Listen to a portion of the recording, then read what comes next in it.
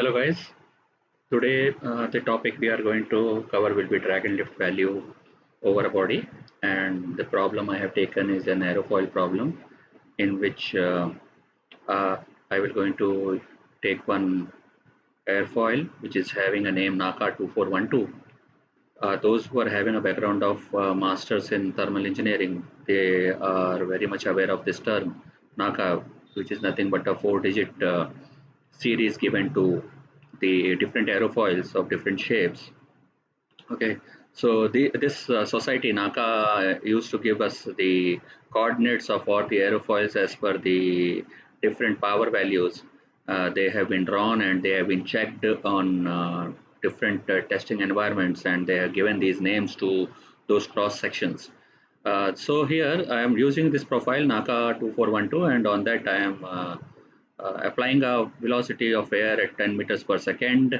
The chord length of that particular airfoil is 100 mm, and the thickness is 12 mm. The angle of attack is taken as 0, and while doing the calculation using the conventional formula, the drag force is coming about 0.072 Newton, and because the angle of incidence is angle of attack is 0, the lift force is approximately 0, because it is actually having balancing force from top and the bottom of the surface of that airfoil.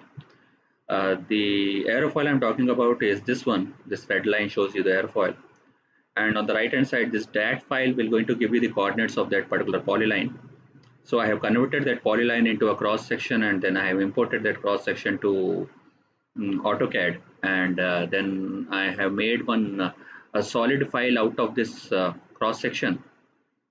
After making that solid file, I have exported it into a ASCII file, that is SAT file, .SAT file, and after doing that, I have made one control volume over it, and so on. I have done the analysis. So this is the detail of the test of airfoil which I am referring. These are the different shapes which are affecting the drag, which was there on internet available very easily. So here in the diagram we are having the formula for drag force. Here the calculated value, that 0.072, was not equated with the coefficient of drag here. Instead of that, the force acting on the body was just calculated. So same thing, I'm going to do that in the analysis. Here there are the different drag coefficients here. Like aerofoil is having 0.045, and this sphere is having 0.07 to 0.5, like that. Uh, this prism will going to have something. This bullet will going to have over 295, uh, and the flow direction is from left to right. So this chart is actually drawn between coefficient of lift and coefficient of drag on the left hand side, and this one is the coefficient of lift versus alpha. Alpha is nothing but the angle of attack. So from 0.0 to 15 degree, and from 0 to minus 15 degree, it is varying, and you could see that at the angle of attack equals to 0, you are having the value of coefficient of lift, which is very lesser here, which is below 0 here. And in the same way, the value of this coefficient of drag is also drawn between CD and alpha, that is coefficient drag and angle of attack, and it is somewhere about 0.3 or 0.02, like that. So it is just an interpretation drawn on that aerofoil tool website, and it is giving us data regarding this diagram, that this is drawn at a Reynolds number 50,000 equals to 50,000. Okay, the Reynolds number on which this graph was drawn is equals to 50,000. Okay, now the next thing is the Stroll number. Stroll number is a dimensionless number which is used to find out the frequency of vortex shedding, or you may say unsteady flow behavior behind the body, and for calculating that, the formulation is based on Reynolds number, and that Reynolds number was plotted on the x direction. Stroll number is on the left hand side, and the value of the Reynolds number in our case is 78,000 something. by applying the Reynolds number equation VL by nu, and then after that the value of that is approximately 1 e to the power of minus 4. In this range somewhere here I have taken the Stall number, and accordingly I have calculated. I have taken 1 to the power of minus 4 just for the base calculation, and for that the value of Stall number is zero point 0.2. That's what I have taken. The formula for Stall number is FL divided by V, where F is the frequency, L is the length of the cord, where here in this case it is 100 mm, and V is the velocity, which is 10 mm, 10 meters per second, sorry, and L is the length of the cord. I already told you. Frequency I have to calculate, and Stall number is zero point 0.2. So on point two, the frequency is about 7.05 hertz approximately. So so that will going to give us the second part, that is time period, when you are going to use the frequency formula for calculating the time of shedding. And by doing that, I will going to calculate the value of time step. Okay, so on the basis of this only, I have calculated the value of time step and time step size, so that I could make the analysis particularly a transient one. So here I have completed this part to just to explain you the way I have calculated the boundary condition. The next part is to make the geometry, and I have opened this geometry part. Then I have imported that geometry from here. Imported geometry like this. Like see on the right hand side, I'm going to click on this. And when I'm going to replace geometry, see here I am having file one dot set. That is the name of that particular file. So after doing that, when I'm going to open it, it will be like this only. So I'm removing that, hiding this part. Initially, it is like this. Okay, this is the aerofoil I'm talking about. And after that, what I have done is, after importing this geometry, I have made one volume over it. Okay, I have made one volume over it like this, right? And after making volume over it, I have done the Boolean operation, and using the Boolean operation, I have detected this body, that is aerofoil, from this body, and I have created one cavity. So when I'm going to hide this part, you could see that I have created a cavity here like this. So this is the cavity over this in this particular volume. So this is how I'm going to create the volume, control volume. Okay, and now I'm closing this one. And after closing this one, I'm going to show you that how the mesh was generated. Mesh is this, and I have taken face meshing. I have selected all these face, and I have given small value of element size, that is 1 mm. And remaining, I have not given any face value. Instead of that, I have taken relevance equals to 100. Sizing, I have taken relevance center equals to 5. Still, for such a coarse kind of setting for mesh, I still have 11 lakhs element here and 2 lakhs node approximately. Still, it's a big problem. Okay, now if you're going to see that what are the different boundary faces I have defined, this is the inlet phase. This one is the inlet phase from where the air will going to flow in the x direction. Then this is the symmetrical plane, which actually resembles that this foil is having an infinite length.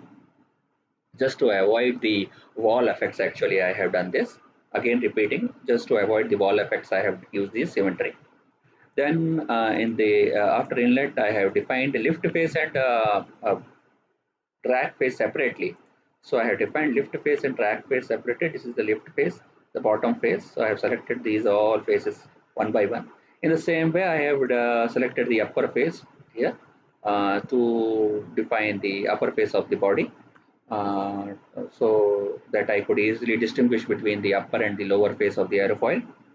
And then I have defined out as this face. Then I have defined wall as this one and this one. It's a kind of a tunnel flow. It's a kind of a tunnel flow, again repeating. Okay, and after that I have defined this one as an open surface. This will be open to atmosphere surface. Okay, so now meshing, I have done the meshing. I have generated the mesh. It is done. After doing that, I will going to update the setup here. I will going to update the setup here, and then I will going to mesh. Sorry. So then I'm going to click on the setup. So I have click on the setup. Then I am going to. This is the setup has been opened, which is CFX free.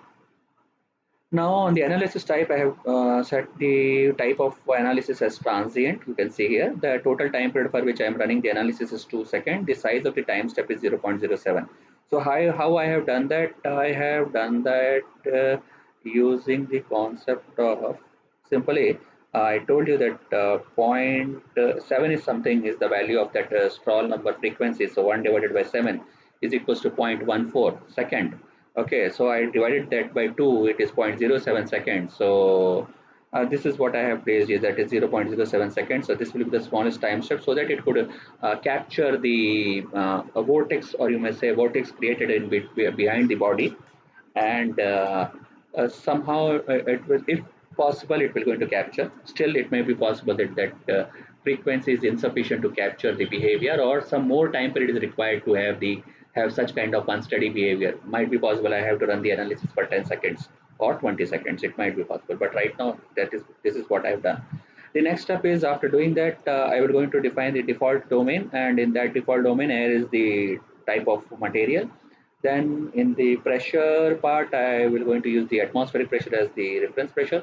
And in the heat transfer model, I will going to take as none. In turbulence model, I am taking K epsilon. Okay, and in initial condition, I am giving the velocity 10 meters per second, which is at the inlet phase. Okay, and static pressure equals to zero pressure, because already I am taking one atmospheric pressure as a reference pressure. Now I'm one by one, I'm going to insert the boundaries like boundary, and then I'm going to give names. So initially, first of all, first step is to give the inlet. In the inlet, I have to select the location inlet. Then I am going to give the value of velocity, that is 10 meters per second. Okay. The next step will be to define the outlet, that is outlet. I will going to give the name outlet. I will going to select the face out, and then I'm going to define the boundary condition, that is zero static pressure. Then in the same way, I am going to define the symmetry, symmetrical plane. I am going to select the boundary type as symmetry. Then I am going to select symmetry, and then going to click it as OK. Then outlet, so already I've done open, I have to define. So open, when I'm going to select open, the type of boundary will be opening. And after opening it, I will go to select the open phase, and then I'm going to define the static pressure as 0 again. The default turbulence value I have taken as 5% for all the phases wherever the turbulence has to be calculated. And then I have defined the foil. Foil will be what kind of boundary type it will be. Foil will be of wall type of boundary. It should be a boundary. It should be a wall over which the flow will going to be occurring, right? So it is a smooth wall. I have not defined any kind of shear. Now the next step is to define the solver control. In the solver control, I have to define the turbulence numerics. I am solving it by high resolution instead of first order.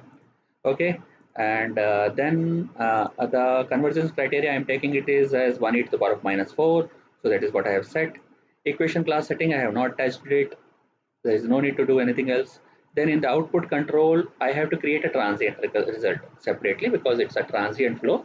So I have created a transient result here. So I clicked it. I have clicked this new one. So I am going to give it a name as transient result 1. And then in that, I have selected an extra output variable as vorticity. I want to know that how vorticity is going on in that. So due to that, I have selected this extra variable, and I have selected the output frequency of the result.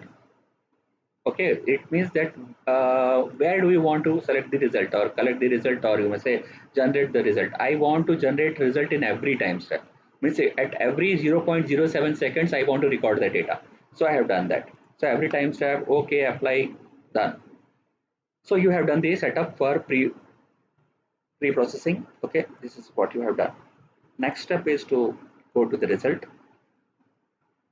So while clicking on the result, you will going to see that I have taken every time step, right? Every time step I have taken. So you are going to see that there is a list of results showing on you on the screen with respect to time, and how the values are changing, or how the velocity is changing, and everything.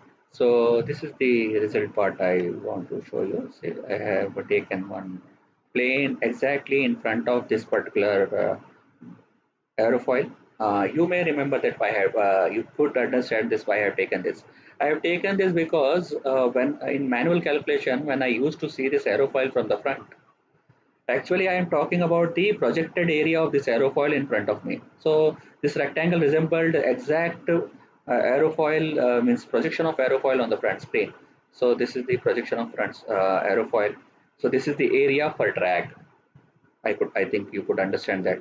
This is the projected area for drag surface. In the same way, if I am talking about this thing, foil from lift surface, so this will be the projected area for lift. Okay, and this is on which I am going to calculate the values.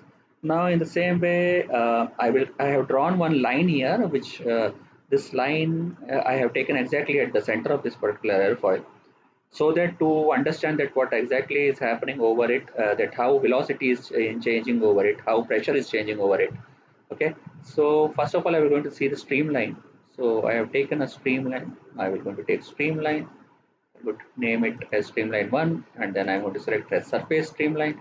Then I'm going to select the plane on which I want to form. Then I'm going to select apply. So as soon as I'm going to apply, click apply here. I increase the number of streamlines here. See here, you can see that this is how the behavior was there. Okay. Now, this is a time step selector. This is the time step selector.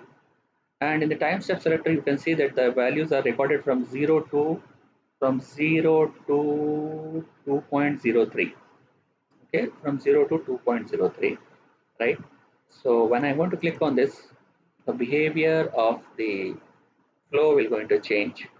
So it is like that, that when the flow has been started, what is the condition?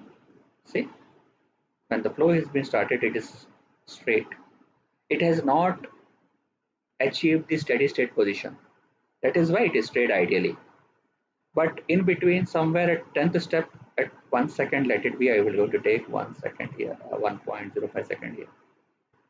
Just check how the streamline is suffering. So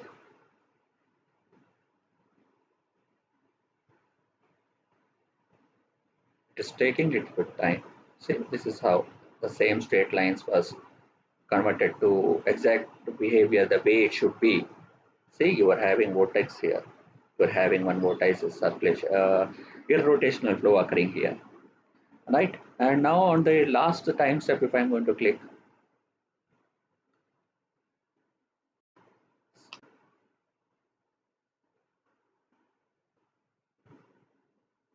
yes, after a certain time period, the vortex forming here, the vorticity we are getting here was diminished. Reason behind is it is having stability, little bit stability now. That's why that was removed. It was carry over in the forward direction, as I feel. See, somewhere here it is happening. So this is how it will going to be. So I should always try to select the time step at the initial condition. So as soon as I'm going to do that, this whole thing will going to be straight, simple, straight line. I would should form, because I have given the initial condition of the flow in x direction only. I am giving 10 meters per second instead of defining u and other data, that is w. Okay, so this is the initial position. Now after that, I am going to see the, I am going to remove this one streamline. Instead of that, I am drawing the contour, that is velocity contour on plane 1. So this is the initial condition. Okay, this is the initial condition. Then after, how it will going to behave, that I will going to show you. The most important thing is the charts I have to draw. But initially I have drawn this CFX, that is skin friction coefficient. So for skin friction coefficient, what I have done is, for skin friction coefficient, I have created a polyline.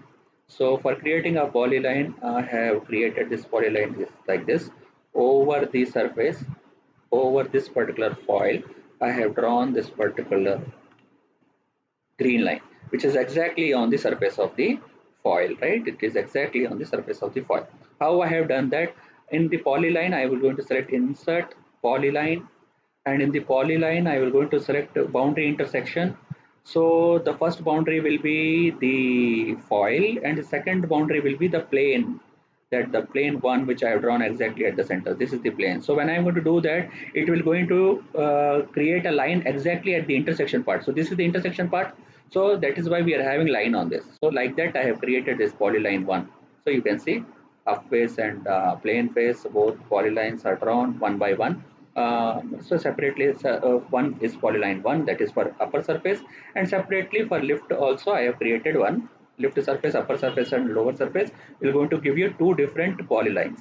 This see, if I am removing unhide it, so you can see only the upper one, and in the same way, if I am going to set the lift, it will going to show you the lower one like that. Now in the chart, I am going to insert a chart for CFX, and when I want to insert the chart, so initial shear stress maximum generated on the foil is 0.35 Pascal.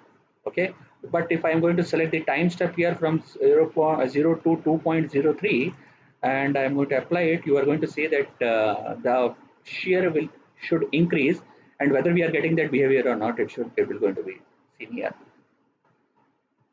Shear should increase. Yes, initially the shear has been increased from 0.35 Pascal to 3, approximately 3 or 2 or between 2.5 to 3 Pascal.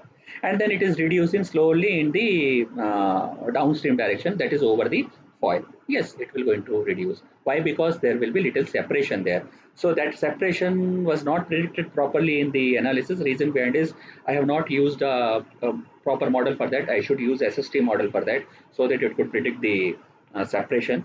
And even I am not having very good quality mesh, so that also the reason that k epsilon is not able to predict the separation. Okay, although still this body is this curve is very symmetric, this foil is very symmetric, and it is in zero angle of attack, so I would not think that there will be much separation occurring on that. The next step is to see the uh, distribution of velocity over the aerofoil. So for that, what I have done is I have taken one line here. So that line is given as name as normal line. So normal line, I have given the exposition of normal line here, and exposition will be here, and y direction is the axis for the this vertical length. So for the vertical length, I have taken 1.1 and minus zero point 0.1. So I have taken 1000 points between that. So at this position, when I'm going to draw a chart, okay, I'm going to draw a chart here. So I'm going to insert a chart, then in data series I'm selecting the normal line, and in x-axis I'm selecting velocity u, in the y-axis I'm selecting y, and then applying it. So you can see that over the velocity, over the aerofoil at this part, at that particular place, the velocity maximum you are getting is approx 23 or 21.5 meters per second. On the lower side, the velocity distributed is 20.5 approximately. So you could understand that the effect of a velocity, fluid velocity over the surface will going definitely what it will going to give you. It will going to have a vertical component also, and that vertical component will going to create a vertical force on that. So ultimately, the aerofoil is having balancing force from top as well as bottom. Although the velocity is in x direction, but still you could understand that if the velocity in both the side, upper side and lower side, it is having approximately uniform velocity. That means the component, it may be possible that the component in the y direction will going to be same. Okay, so this is the one thing, that is how exactly that thing is happening. So I can visualize this thing, I can visualize this thing by this particular contour also. So what I have done, so I have just taken a contour here. So I have created a contour for velocity, and I have selected the contour taking plane 1 and velocity u over the surface, and then I could see that, say that the velocity we are having here and the velocity we are having is showing symmetrical behavior about the center line, about the center of the aerofoil, right? So this is one thing. Next, if you are going to plot the pressure, so if you are going to see the pressure here, pressure distribution over the body, still the contour drawn. Okay, if I'm going to change the, if I'm going to draw a chart here like this, chart 3, normal line, and instead of using velocity, if I'm going to use pressure, and then I'm taking pressure that is in y direction, and I'm going to apply it on some location is missing, it is saying location, okay, location is missing. Yes, see how exactly it is. Ready, Miss Person? No? No, it should be pressure. Yes. And it should be constant. in both the case the maximum pressure acting over that particular line is approximately same. See, the pressure I am having here and the pressure having on the top side is nearly same. That is, it's still having symmetrical behavior, although due to the curvature of the aerofoil, the distribution of pressure can be seen very much clearly from the leading edge. Okay, here, right? And here you can't have that much of distribution because I have drawn this thing on over a plane, no, or over a line. So that is what it is happening here. So this is the about the pressure if you want to see how pressure was distributed over that particular surface. Now the next thing I would like to show you is the second chart I have drawn for no, there is no need to do that because I would like to draw a time dependent curve now. This is a time dependent chart. So what I have done is I have taken one location point, I have generated a point and I have given the coordinates to that particular point. So when I have given that coordinates to the point to where it is located, so this is the point where it is located. So I'm just removing this pressure curve. You could understand. See, this is the point at which I am drawing the line. So I'm removing this normal line also. So this is where I am having a point. I want to know that how exactly this velocity is changing at this particular point with respect to time. So for that I have selected chart number 2, and in that data series I have selected the point. So type of chart, it is a XY transient or sequence. On x-axis it should be time, and the y-axis I would like to draw the velocity in u direction. So now I am going to apply it and it will going to generate velocity change over that point with respect to temperature. Velocity change over that point with respect to temperature. Okay. So throughout the time period, that is 2 seconds of time period, how velocity is changing over that particular point, that is what will going to be drawn in this chart. So it will take little bit time.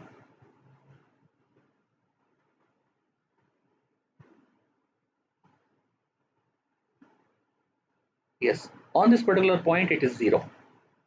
On this particular point it is 0, right? Now if I want to see how the pressure is,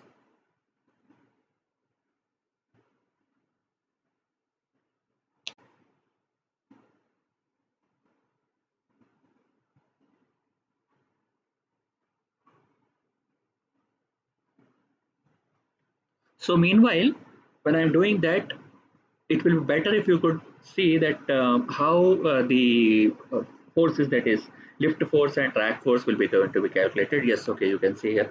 This is the pressure. It is increasing slowly. The pressure is increasing up to 240 Pascal. Then it is stabilizing. It is going to 230 Pascal something, and it is having a stable value approximately up to 2 seconds. So this is the pressure which is acting on that particular area, which I have drawn in front of it, right? This area I am talking about, this plane I am talking about, that is plane number 2. Yes, this is the plane I have drawn, right? Now let's go to the calculation part. On the function calculator, I will go to take care that whether it is at the 0 point or not. Apply, and it is applied now.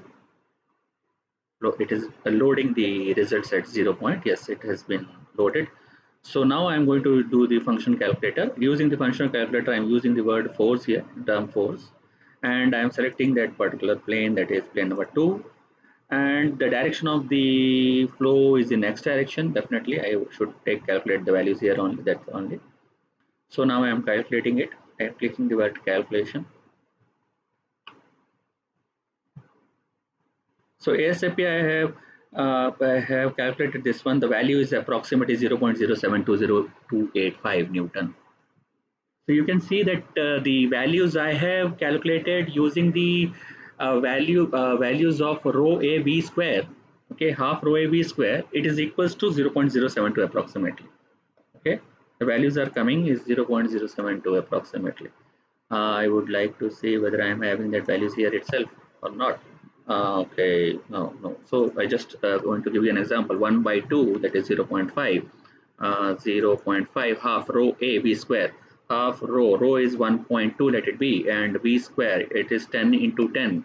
and row A area is so the dimension is approximately 12 mm, that is the thickness of the body, and 50 mm. I think it is 50 mm. Let's see, it's 0.5 multiplied by 0.02. Sorry, 0.012, and I don't have to click like that. Mm, it's not 0.012, it is 112. Yes, it's not 50, it's 100. It's not 50 mm, it is 100 mm, right? Because you may remember in the drag formula that you have to see the projected area, no? So thickness is 12 mm and the length of that particular aerofoil is 100 mm. So that depth of aerofoil is 100 mm. Chord length is also 100 mm. Okay, chord length is also 100 mm. So for calculating Reynolds number, you required chord length. For calculating the drag force, you required width of this particular aerofoil. So when I'm using that, it is approximately equals to 0.072. See, the value I am getting out of this particular calculation is also same. Now, as I know, as my understanding says that when I'm working on an aerofoil which is placed with an angle at cutoff of 0, the force acting on the upper surface as well as force acting on the lower surface will going to be same. Due to that lift force, the net lift force acting on the body will be going to be 0, because the main reason behind it is that we are not having atmospheric a fully atmospheric boundary flow. Instead of that, we are having walls here. See, these are walls actually. These are not open condition. It is a wall. Due to that, this aerofoil will going to this aerofoil will going to face zero net pressure acting on it. So in the calculator part, okay, in the calculator part, if I'm going to calculate the lift force, let's say where is the foil here, and I'm going to use the y direction here and calculate. So it is very much lesser value, right? And so by that you can do, I can select the mesh values also, like that is lift phase. Let I should take a lift phase here and then calculate. Okay, so see here we are having zero value here. uh, the another reason for this is that it is at the initial time step condition. If I am going for the last condition, that is at 2 minute of time period, 2 second of time period, how it is behaving, if I want to know, then I would see that what is the condition of the same calculation. So let's see how it is saying. So the net force after 2 second of flow is minus 0.02. So let's just take a look at that the value is 0.0824, 0.08024. Now I am going to select the upper surface. It is in minus. Now I want to select the upper surface. Then apply. Sorry, why I have done this? I have to apply this. Unwantedly, the process was delayed here due to this. Oh, yes, the value here. See, the value on the upper surface is showing you somewhere about the upper surface. The global value upper surface force is 0.128. So there is one positive force, there is one negative force. There will be some lift, but initially, after, when there is a case of transient flow, there will be values which will going to be different than the condition what we are doing on the paper. Okay, so guys, this is how we are going to perform the lift and drag force analysis. You can calculate all things, okay, one by one at different time steps. You can draw that values, okay, and by that you could have, even you could generate a lift and drag force monitor. Okay, uh, it is easier on Fluent because it is having an opportunity to do that. You can do the same thing in CFX also. Okay, so I'm just showing you one small video on the same thing, that is,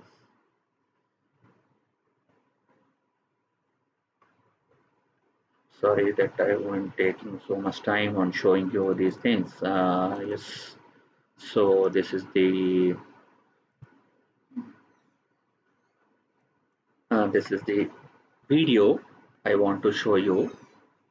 This is the video I would like to show. I am reducing this speed here. I am reducing this speed here. Yes. This is how the flow will going to be developed on the body. Say initially it was straight, but after that there is having you are having one fluctuation, and after that it was settled, and the thickness of the flow was getting constant up to the last point. So that is how the whole thing will going to be. Thank you guys. I think this video will going to help you. Hope so that it will going to help you. Okay, if you are having any doubt, you may write on the chat.